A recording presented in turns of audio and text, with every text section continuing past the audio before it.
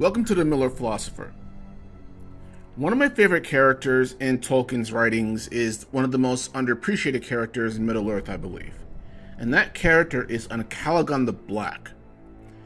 He is one of my favorite characters and a total and complete, if evil, badass. So if this video seems like I'm fanboying out a little bit here, my apologies ahead of time. One could be forgiven for this, or loving the dragon, since so little is said about it. He becomes a myth of what terror truly looked like, but none who were not there could possibly imagine. And what little is said, however, does carry great weight in terms of the final legacy of the First Age, and that's what I'm going to discuss here. Ancalagon is called the greatest of all dragons and the leader of the army of flying dragons that was created by Morgoth during the final stages of the War of Wrath, that being the final apocalyptic conflict at the end of that age. Now, for the record, I'm reluctant to call the dragons created, since only Uru supposedly had that ability to create life, but just for the sake of simplicity, I'm going to use that term from here on out.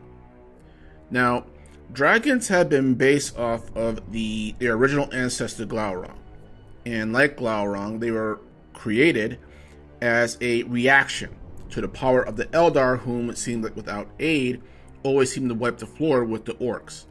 And for whatever reason, the Balrogs, who were also and already badass enough, weren't enough of a trump card for the renegade Valar. So, all dragons were created to be Middle-earth's weapons of mass destruction. Also, if you look at Glaurung's legacy before his death by Turin, it speaks volumes to their destructive capacity. They were greatly feared by everyone. The approach of a dragon onto your lands pretty much meant that you had no chance in hell of victory.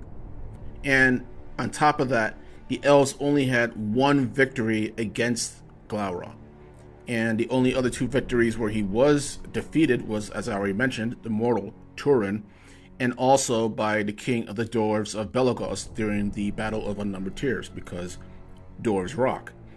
And Ancalagon was to be the cap-off of the species, the ultimate evolution of the dragon, and his destructive potential being so much greater than Glaurung's that the newly arrived army of the West, which was led by Ianwe, who's supposed to be the most powerful Maiar in Valinor, was driven back. And honestly, I don't know why, if this guy was so badass himself, that he didn't just take out Glaurung himself. But whatever. Anyhow, its armies of dragons is described as coming onto the battlefield with a storm of fire and lightning, and that Ancalagon's own size was so great that when he is finally killed, he causes the fall of an entire mountain range. I really want to get into the mind of the dragon, but there's not much mentioned, as I said earlier. The most accurate analog I could come up with is between Glaurung and Smaug, and just for the record, this is going to be complete speculation on my part. Ancalagon would have to be extremely intelligent, malicious to the core, and relishing and loving killing and torturing his enemies as he bathed them in flame, presumably lightning, and just relishing his own power. But he would also have to be very focused on defending his master to the last, whereas Smaug and all the other dragons of the Third Age had no such commitment or any larger commitment to any other conflicts or causes because their master is gone by that point.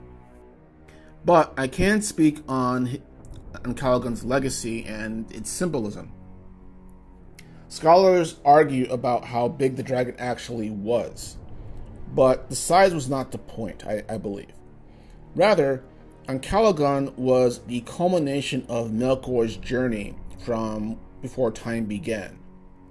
From someone who was seeking the ability to create, to becoming a childish, narcissistic psycho with an inferiority complex and a massive body count. All throughout the First Age, there's a slow but present escalation in Morgoth, a ramping up whenever someone is about to outdo him or undo him. He always changes the board, tries to change the game. He has to do something new to regain his advantage, or keep it for that matter. And the flying dragons were the final manifestations of this.